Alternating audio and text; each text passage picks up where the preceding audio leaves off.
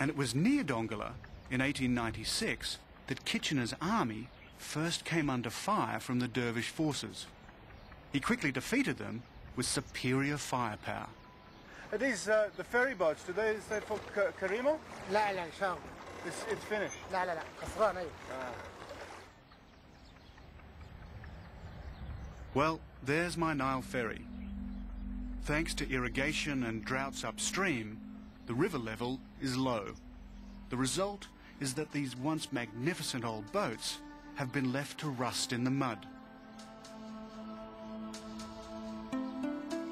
So my plan to travel under steam, like Lord Kitchener, won't work.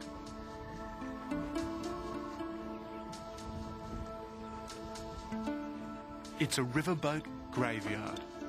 This is all that's left of a riverboat culture that grew up along the Nile. It was based on British imperial power, but it was romantic just the same.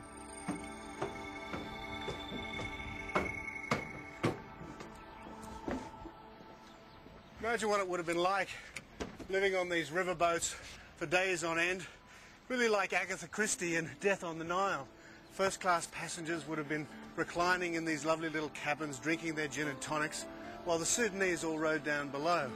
It's still about 500 miles down to Khartoum, and it would have been quite a long trip, but in a boat like this, in those days, would have been wonderfully luxurious.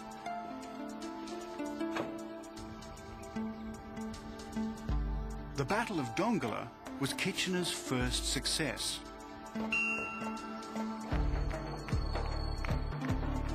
Dongola is famous for its markets, stacked with produce from the Nile. Today, as in 1896, there's enough food to feed an army. And it's in these markets that I meet Ramadan. Ramadan is also bound for Karima. He tells me there's only one way to get there quickly, but it means abandoning the river and going by bus. So how long does the bus take to get to Karima? 2 days. Yeah? Yeah, we take 2 days and desert and many sand and yeah. But Karima is very beautiful also. Yeah, no, I'm looking forward to it. And Jebel Barkar. Jebel Barkar, and there is a pool also. But yeah, and you were stopping in Karima? Yeah, we stop in Karima. Yeah. That's the good news. The bad news is that the bus doesn't leave until the day after tomorrow. So it's 2 days waiting. Yeah, that's waiting. There's not many buses in this country. Yeah, you must wait until that. Go take the tea. Okay, say shukran. Shukran. The Sudanese are a nation of tea drinkers. So we discuss travel plans over a glass of sweet, minted tea. Is there much to see around Dongola? No. Dongola is also famous for its cooking. Perhaps I can relax and enjoy some Sudanese cuisine. But Ramadan suggests another form of cooking. You may think that being buried 30 kilometres out in the desert is some sort of Sudanese torture. Actually, it's something that a lot of people travel a long way to do, because this sand has incredible properties, and anybody with rheumatism who gets buried here for an hour or two walks away with almost no pain. Well, for me, because I don't have rheumatism, this is actually like a hot sauna. Well, probably in an hour or two I'll just be nicely baked. But it actually is very pleasant, I think.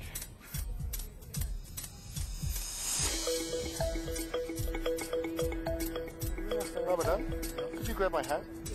I'm going to fry out here. Thanks, mate. So how long do I have to stay out here?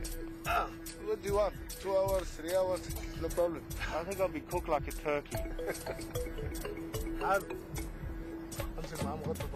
It reminds me of an ancient funereal custom of the Black Pharaohs. When a pharaoh died, he expected all his wives, courtiers, guards and palace staff to be buried with him, alive.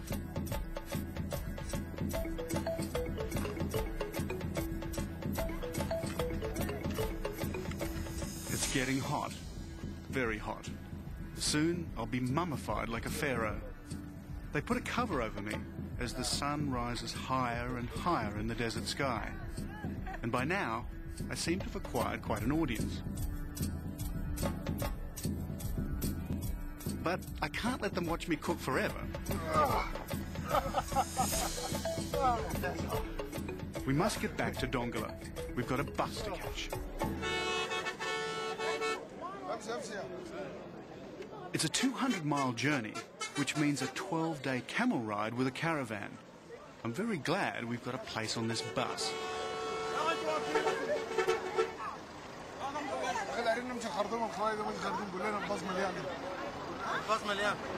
The bus is full. Let's go and talk. Yeah, okay, that's fine. Let's go there. There's no room inside, which means we have to sit up on the roof. Not to worry. Up here, it's a dress circle view. Thank you. Very good.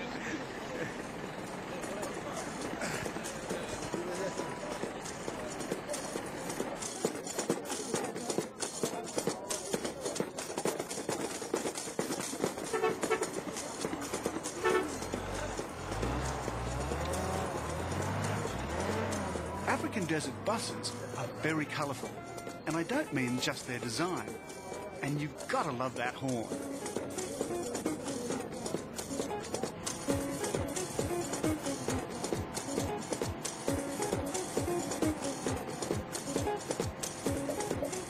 You have something for the wind?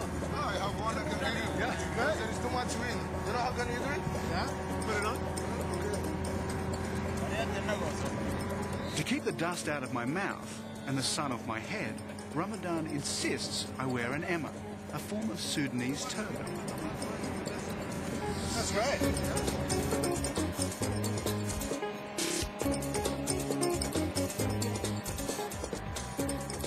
As we hurtle deeper into the desert, my mind goes back to Kitchener's army just over a century ago.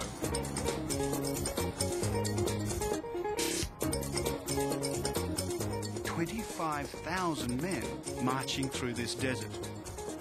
I'm glad I was born in the age of motorized transport.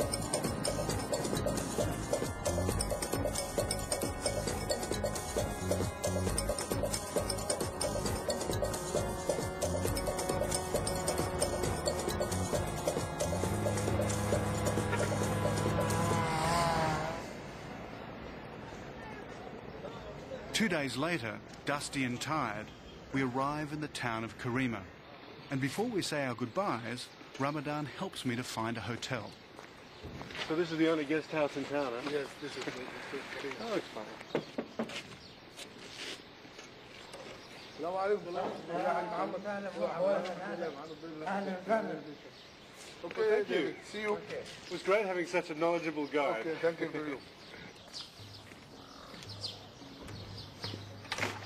Thank you.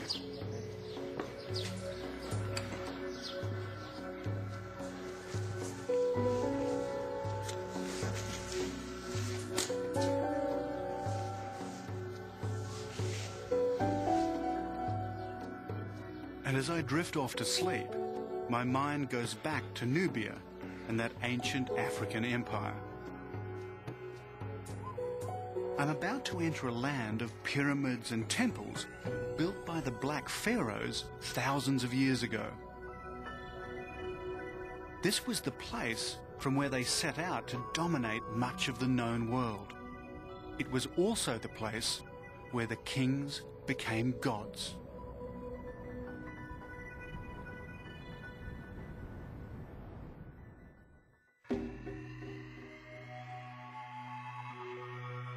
At first sight, Karima is just another North African desert town on the banks of the River Nile. But it was once an imperial city that used to rule the Sudan and Egypt far beyond.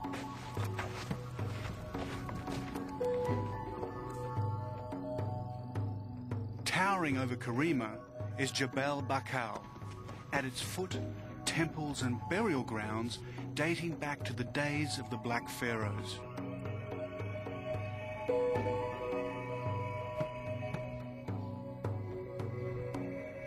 This was their sacred mountain. It was from here that they drew their royal power. And it was from here, nearly 3,000 years ago, that they launched their conquest of Egypt and beyond. In ancient times, this was the center of a belief system that linked gods and kings. It was here they believed heaven and earth were joined. Well, this is the seat of the gods. This is where Amun-Ra, the great god of the Kush and the Egyptians, was worshipped. And from this pinnacle there was a huge plaque of gold that shone out into the desert and declared to everybody that this was the center of Amun-Ra and the worship of their great god.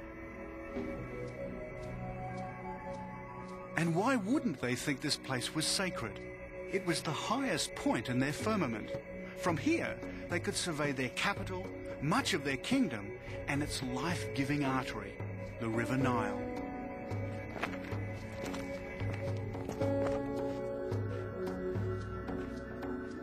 Deep inside the mountain is a secret labyrinth.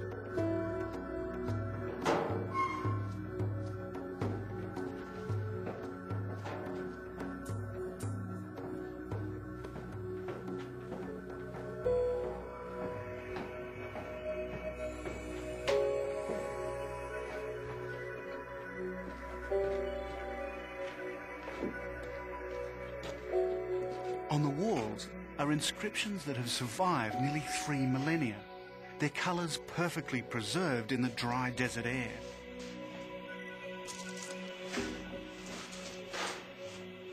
Even the most powerful of the Black Pharaohs feared this place, for here lived the God Kings, where monarchs prayed and hoped to become gods themselves. It was their belief in Amun-Ra that inspired their holy war to conquer Egypt.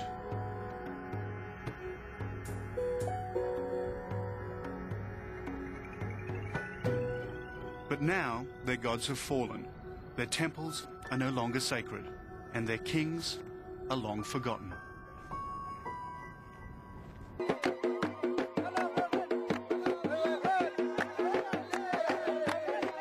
Back in town, there's an event on, a wedding.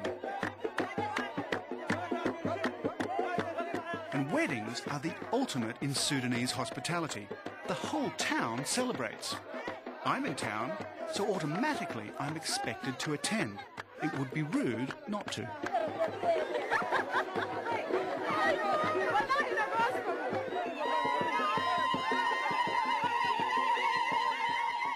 This is the bridegroom, and if he's looking a little bit apprehensive, there may be a good reason why. Most marriages in the Sudan are arranged, so it's quite possible he's never even set eyes on his future wife until today. Central to every marriage is the contract, normally drawn up after months and months of wrangling. So today's the day when the contract is supposed to be signed and the dowry paid.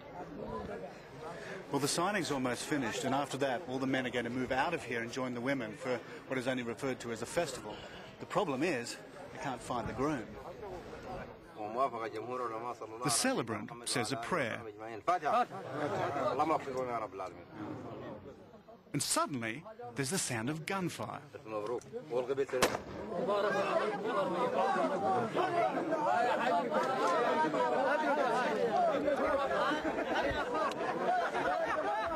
A shot is supposed to signal the end of prayers. And then there's another shot for the signing of the contract. That's if this guy can get his gun to work. And I wish he'd stop pointing the damn thing in my direction. I half wonder if this is the origin of the phrase shotgun wedding. But events have overtaken him. They found the bridegroom, but he's about to leave.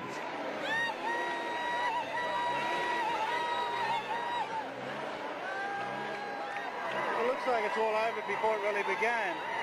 Something about a family tiff. The drummer ran out.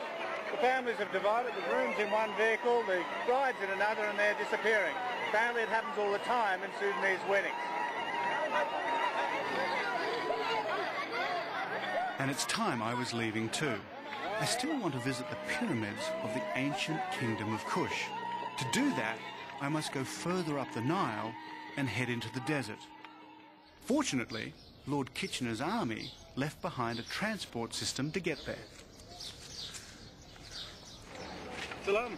Karima Station looks as if it were built for an English country town, but there's not much English spoken here.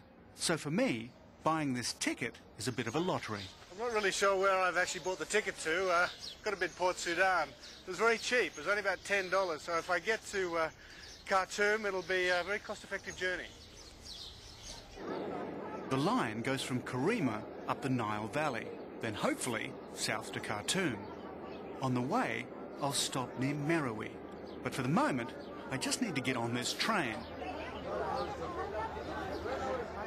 The first thing to realise about trains in Sudan is that they're very crowded. I thought I'd got here early, but obviously not quite early enough. The second thing to learn about them is that they leave on time. At least this one does.